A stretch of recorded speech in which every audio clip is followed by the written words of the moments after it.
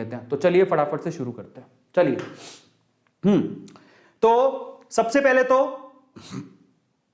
ये तो मैं बाद में बताऊंगा आपको, चलो मैं पहले ही बता देता हूं। कई कहे कि पैसा कहां से लाएं, उसके बारे में खैर अपन डिस्कशन करते, तो चलो सपोज करते हैं कि आपके पास पैसा है थोड़ा बहुत। मान लो आपके पास आपके 1000 रुपए भी सैलरी है, 100 रुपए होंगे। 1000 रुपए सैलरी है, 900 रुपए खर्च कर दिए होंगे, 100 रुपए होंगे, कुछ तो होगा जो भी आपके पास पॉकेट में है। ठीक है, अपन तो मिनिमम से शुरू करते हैं, क्योंकि मैं जानता हूं 100 रुपए भी बहुत बड़ी बात होती है। अगर आप मिनिमम रुपए पर भी हो तो देखो, अगर आपके पास पैसे हैं, ठीक है, जरूरत आपकी पूरी हो चुकी है, तब उसके बाद अगर थोड़े बहुत अगर आपने सेव किए हैं तो वो सेव्ड पैसे कहां लगाएं, ये सवाल उठता है। तो सेव्ड पैसे कहां कहां लगाए जा सकते हैं? एक तो आप लगा सकते हो बिजनेस में। अब बिजनेस में थोड़े पैसों से काम ही नहीं चलता, प्रॉब्लम ये है।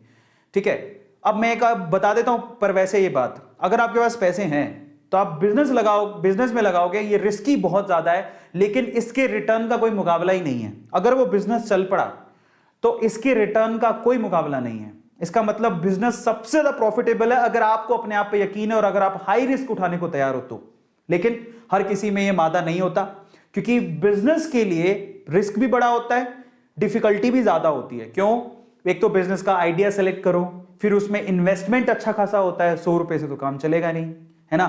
100 रुपए से काम चल भी सकता अगर हम लोग यही सोचें कि चलो चाय की थड़ी खोल लेते हैं। चाय की थड़ी में क्या लगता है, मतलब थोड़ा बहुत इधर से उधार लिया तो चल सकता है, but that is a small business. But again, बड़े बिजनेस के लिए आपको बड़ी टीम चाहिए, ठीक है, आपको इनकी बारीकियां पता होनी चाहिए, रिस्क बहुत ज्यादा है और पैसा भी थोड़ा ज्यादा चाहिए, तो बिजनेस वाला काम तो बनेगा नहीं हाल फिलहाल तो। और बिजनेस ऐसी चीज है, बाहर निकल के कोई ऑनलाइन बिजनेस करना चाहते हो तो अलग बात है, पर बिजनेस के रिटर्न का कोई मुकाबला नहीं है। लेकिन बिजनेस में रिस्क बहुत ज्यादा है, रिटर्न ज्यादा है तो रिस्क भी बहुत ज्यादा है, समझ रहे हो। तो और इतना समय भी, सबसे इंपॉर्टेंट चीज क्या है बिजनेस में, समय भी बहुत लगता है। इतना तो समय हमारे पास है ही नहीं, इतना टाइम कैसे देंगे। अब दूसरी चीज पर आते हैं, if you have money you can invest that money. आप उस पैसे को इन्वेस्ट कर सकते हो। तो बिजनेस तो भूल जाओ, इन्वेस्टमेंट पे आ जाओ, यही हमारा टारगेट है। इन्वेस्ट मनी, आपने पैसा लगा दिया, भूल जाओ, आपको समय नहीं देना उसके बाद, समझ रहे हो। अब इन्वेस्टमेंट कहां कहां होती है जरा आप समझो। सबसे पहले तो इफ यू हैव मनी, अगर आपके पास एक्स्ट्रा अमाउंट है आप क्या कर सकते हो, आप एफडी में डाल दो, आरडी में डाल दो, पीएफ में डाल दो। ये ऐसी चीजें हैं जिनमें सबसे कम रिस्क होता है, कोई रिस्क नहीं है, मतलब ना के बराबर रिस्क होता है। अनलेस अनटिल आपका जो बैंक है वही डूब गया तो अलग बात है, अदरवाइज इसमें कोई रिस्क नहीं है। आपको वो बोलेंगे आजकल तो वैसे एफडी में बहुत कम रिटर्न मिलते हैं, एचडीएफसी मैं बात करूं या फिर आईसीआईसी की बात करूं, जो भी बैंक है, 5% की रिटर्न है टोटली। जो पैसा दोगे उसका 5% साल भर में आपको रिटर्न मिलेगा, बहुत कम रिटर्न है। इससे ज्यादा तो इन्फ्लेशन है, इससे ज्यादा तो महंगाई हो चुकी है, तो वो रिटर्न ना के बराबर है। हाँ, इसमें लो रिस्क है, ठीक है, लेकिन सॉरी, हाँ रिस्क लो है, रिस्क फ्री है, लेकिन रिटर्न भी अच्छे नहीं मिलते हैं। एफडी में अगर आपने पैसा रख रखा है, ठीक है, सहूलियत के हिसाब से आपको काम आ जाता है, वो ऐसा रखा है कि चलो मुसीबत में काम आएगा, ठीक है, बट अगर आपके पास एक्स्ट्रा पैसा फिर आपने रख रखा है तो वो कुछ नहीं करने वाला, एफडी आरडी से कुछ नहीं मिलता, ठीक है, बहुत कम रिटर्न होते हैं। इसके अलावा आप गोल्ड और प्रॉपर्टी में इन्वेस्ट कर सकते हो। अरे यार, गोल्ड और प्रॉपर्टी तक के पैसे होते तो बात ही क्या थी, हमारे पास इतने पैसे ही नहीं है। गोल्ड और प्रॉपर्टी की इन्वेस्टमेंट के साथ प्रॉब्लम ये है कि बहुत ज्यादा एक्सपेंसिव है। गोल्ड के लिए कहां से पैसा लाएं, इतना तो महंगा हो रखा है। प्रॉपर्टी के लिए कहां से पैसा लाएं, प्रॉपर्टी कोई आ जाएगी क्या 100 रुपए में, नहीं आएगी। तो ये भी इन्वेस्टमेंट की एक एरिया है, but in that case time consuming है और एक्सपेंसिव बहुत है। इतना पैसा कहां से लाएंगे हम लोग, इतना पैसा है ही नहीं हमारे पास। फिर तीसरा सेक्टर कौन सा है, म्यूचुअल फंड। हाँ, ये अब आप आ गए हो शेयर मार्केट में। शेयर मार्केट में एक ये थोड़ा कम रिस्क वाला काम है। यहां पर शेयर मार्केट में इन्वेस्टमेंट हो रही है बट म्यूचुअल फंड के थ्रू हो रही है। ये लेस रिस्की है एज कंपेयर टू डायरेक्ट आप जो शेयर खरीदते हो, लेकिन यहां पर एवरेज रिटर्न्स मिलते हैं। अगर आप म्यूचुअल फंड में पैसा लगाते हो, एसआईपी कर रखी होगी बहुत सारे लोगों ने, तो यहां से जो रिटर्न मिलते हैं वो मैक्सिमम कितने होंगे, 7% से लेके 15-18% तक रिटर्न मिलता है, इससे ज्यादा रिटर्न नहीं होता। 18% मिल गई तो वैसे बहुत बड़ी बात है, बट यहां पर इतना रिटर्न नहीं है। बट यहां पर आप थोड़े पैसों से भी काम चल सकता है। अगर आप 100 रुपए हो तो भी आप म्यूचुअल फंड में लगा सकते हो। लेकिन अगर वही 100 रुपया अगर आप में रिस्क टेकिंग कैपेबिलिटी है और अगर आप शेयर मार्केट में लगाते हो डायरेक्टली, तो यहां पर आपको रिटर्न भी अच्छे मिलते हैं। तो आप जरा समझो, इफ यू हैव मनी तो बिजनेस से अच्छा कुछ नहीं हो सकता, बट उसके लिए स्किल चाहिए। इतना तो हमारे पास टाइम है नहीं। लेकिन इन्वेस्टमेंट के 4 तरीके हैं, 1 2 3 4। इसमें भी ये तो किसी काम का नहीं है, क्योंकि रिटर्न से ज्यादा तो पैसा बर्बाद हो रहा है। इसमें बहुत पैसा चाहिए तो ये भी किसी काम का नहीं है। बचे 2, एक म्यूचुअल फंड जिसमें ज्यादा रिटर्न नहीं मिलते, लेकिन ये इसमें रिस्क ज्यादा है लेकिन रिटर्न बहुत अच्छा मिलता है अगर आपने ढंग से समझ के लगा लिया तो। Overall we are talking about investment, we are talking about share market directly. मुझे कोई इंटरेस्ट नहीं है म्यूचुअल फंड्स में पैसा लगाने का। आप इच्छा हो तो आप लगा सकते हो, मैं ये नहीं कह रहा हूं, अच्छे होते हैं, रिटर्न इतने ज्यादा लेकिन मजा नहीं आता। शेयर मार्केट में डायरेक्टली जब आप पैसा लगाते हो you will enjoy that as well. कैसे एंजॉय करोगे that I will tell you, don't worry. पैसा घटता है बढ़ता है, कहां से पैसा आएगा ना उसके बारे में बताऊंगा तो फिर आपको मजा भी आएगा, तो पूरे ध्यान से देखना।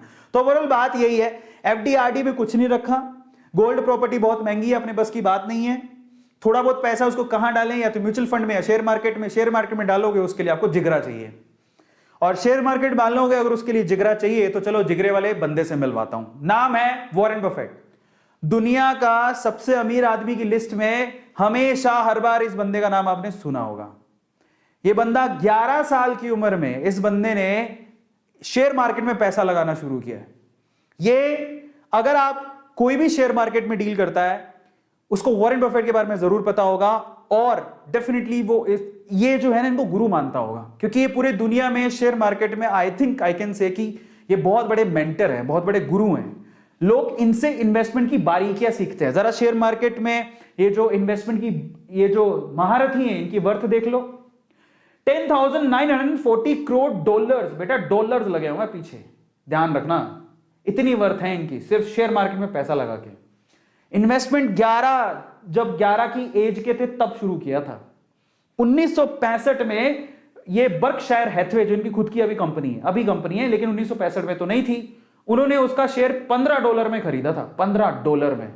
आज उसका शेयर $4 लाख है, एक शेयर की कीमत $4 लाख। भाई साहब 70 से मल्टीप्लाई करो, कसम से कह रहा हूं जीरो भर जाएगी तुम्हारी कॉपी, इतने जीरो लगेंगे पीछे। $15 का शेयर जो 1965 में खरीदा था वो $4 लाख का एक शेयर है। हिसाब लगाओ कि कितनी प्रॉपर्टी है। चलो अब ये तो आप कहोगे सर अंग्रेजों की बात कर रहे हैं, अंग्रेजों से हमें क्या लेना देना, वो तो यूएस में पैसा लगाते हैं, गोरे लोग हैं, चिट्टे लोग हैं, हमें हमारे बताओ, इंडियन वाले बताओ, है ना, एकदम आपके जैसे बताओ। तो चलो मेरे जैसे बताता हूं, इंडिया के वॉरेन बफेट से मिलो, इंडिया के वॉरेन बफेट। और ये कोई ऐसे नहीं था कि बहुत ही पैसे वाले परिवार से थे तब से, ऐसा कुछ नहीं है। नाम क्या है, राकेश झुनझुनवाला। इंडिया में अगर कोई इन्वेस्टर है इनको नहीं जानता सवाल ही पैदा नहीं होता। राकेश झुनझुनवाला को हर कोई जानता होगा। नेटवर्थ कितनी है, 430 करोड़ डॉलर्स में बात कर रहा हूं, ठीक है। क्या किया इन्होंने, 1900 वैसे कहते हैं कि इन्होंने सिर्फ 5,000 रुपए में शेयर मार्केट में इन्वेस्टमेंट शुरू की थी, लेकिन इनकी अच्छी डील बताता हूं। 1986 में ऑलमोस्ट तभी इन्होंने शुरू किया था। 1986 में उन्होंने टाटा टी के सिर्फ 3 महीने के लिए शेयर खरीदे। एक शेयर कितने में खरीदा था, 43 रुपए का। वही शेयर सिर्फ 3 महीने में 143 का हो गया, एक शेयर 143 का। तब उन्होंने कितने रुपए लगाए थे, 2.25 लाख, और वो 2.25 लाख रुपए 3 गुना हो गए थे 3 महीने के अंदर। पूरे दुनिया में घूम लो, ऐसा कोई तरीका बताओ जिसमें आपके पैसे 3 महीने में 3 गुना हो जाए, कोई नहीं है सिवाय हवाई के, है ना। मतलब इन्वेस्टमेंट के पॉइंट ऑफ व्यू से बोल रहा हूं। तो ये 2.25 लाख के 7.25 लाख रुपए कमाए थे, फिर उसके बाद वो रुके ही नहीं। एक और बड़ा गेम खेला उन्होंने, वैसे गेम बहुत सारे खेले इन्होंने।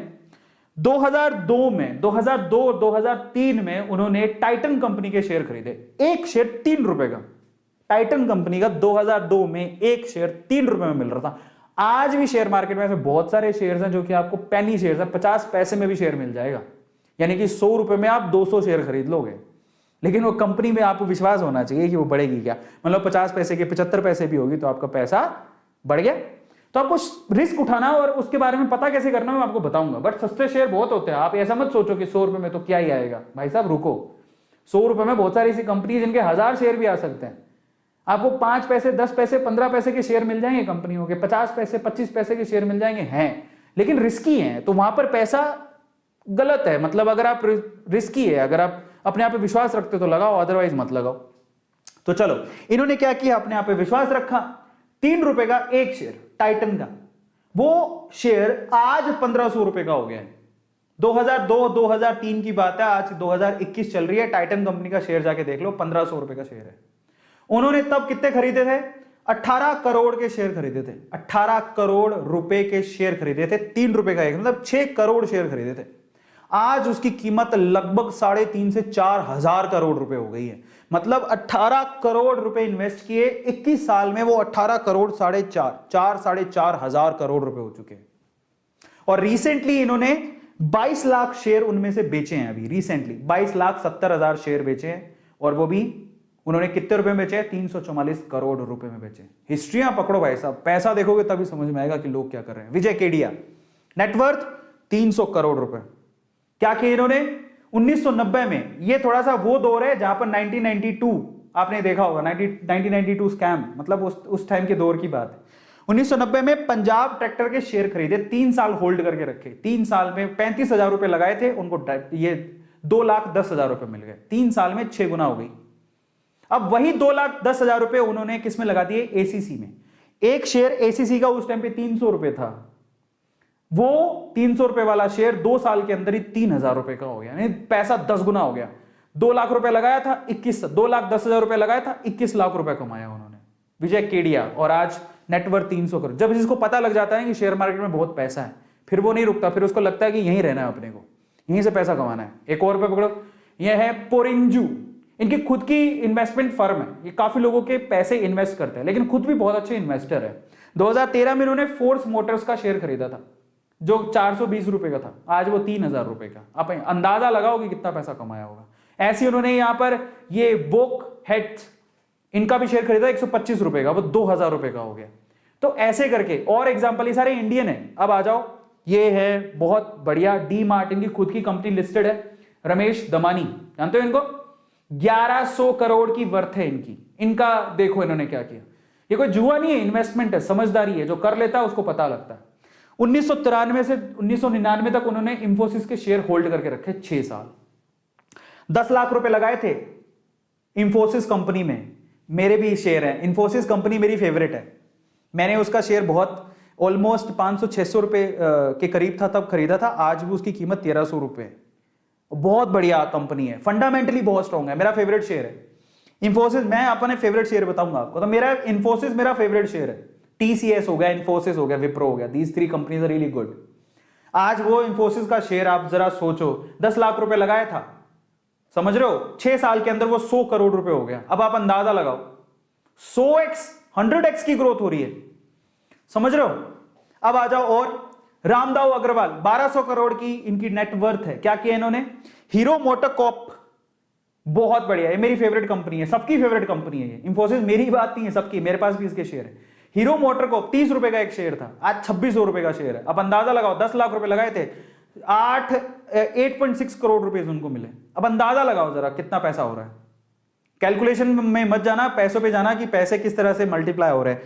30 रुपए का शेयर 2600 रुपए का हो गया, 86x की ग्रोथ हुई 1995 से आज तक। उन्होंने होल्ड करके रखे अपने पास, दिया ही नहीं है ना? और तो फाइनली ये एग्जांपल है। और अभी मैंने सिर्फ एक एग्जांपल एक बाहर के बंदे का दिया था, वो वॉरेन बफेट, उनका एग्जांपल देना जरूरी है, वो मेंटर है, लेकिन बाकी सारे एग्जांपल इंडियंस हैं। और पता है ये इंडियंस कौन है? इनको शेयर मार्केट का पता है कि ये बहुत बड़ी सोने की खदान है। तो ये वही 2 लोगों में से एक है, स्पेशली राकेश झुनझुनवाला, समझ रहे हो?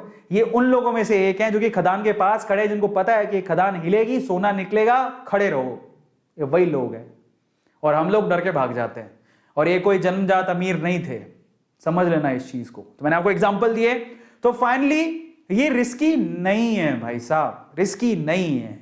इसके लिए रिसर्च की जरूरत है। तो क्या चीजों की जरूरत है, चलो इसके बारे में बात कर लेते हैं।